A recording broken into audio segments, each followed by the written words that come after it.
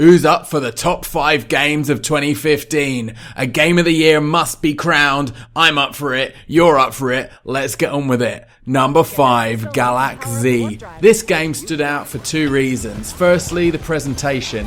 The art and music are both great and it makes it stand out from the rest of the indie crowd. Secondly, most importantly, is the gameplay. The controls are very unconventional and it takes quite a while to get the hang of it, but once you get your head around it, the controls give you fantastic control of your ship and it feels great to play. The enemy AI is also great. They add a lot to the game. They react well to what's going on around them. They even fight amongst themselves if they see someone from a different faction. You can even use that as a strategy if you like. Overall, a great little game that sadly doesn't seem to be getting the attention it deserves nor the recognition.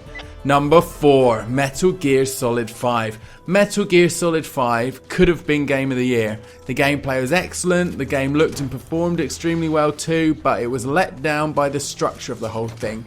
In order to unlock powerful weapons, you needed to build up your private army, and the way to build it up is to tranquilize and kidnap enemy soldiers, so every encounter became a tedious exercise in methodically working through the enemies one by one, parachuting them out of there, instead of giving you the option to do it like you want. Maybe you want to tranquilize them all, maybe you want to just sneak past them, maybe you want to kill them all. You don't have that option. I mean, you do have the option's there, but if you don't tranquilize them and kidnap them, you're screwing yourself out of upgrades down the road. They also expect you to replay missions. Each mission has like 6 secondary objectives, but they don't even tell you what those are until you've already completed the mission once.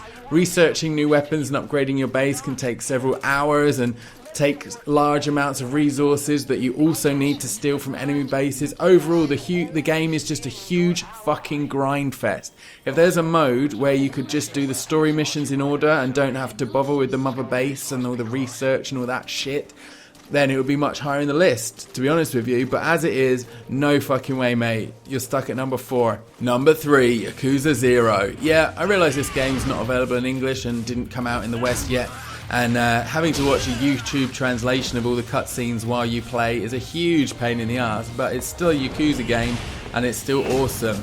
This game has so much going for it. It's got playable Majima, it's got multiple fighting styles that you can switch between mid-fight, it's got 2 cities to explore, it's got a pretty good story. I mean, yeah, you need to be pretty familiar with the Yakuza games to be able to navigate the menus and shit like that.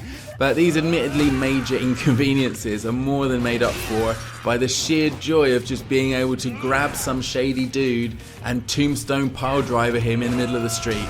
It's more of the same for sure, but it's the latest and greatest iteration of my favourite series, and it is right there on my top 5 list. Number 2, Fallout 4. It's Fallout 3 with better graphics. What more do you fucking need?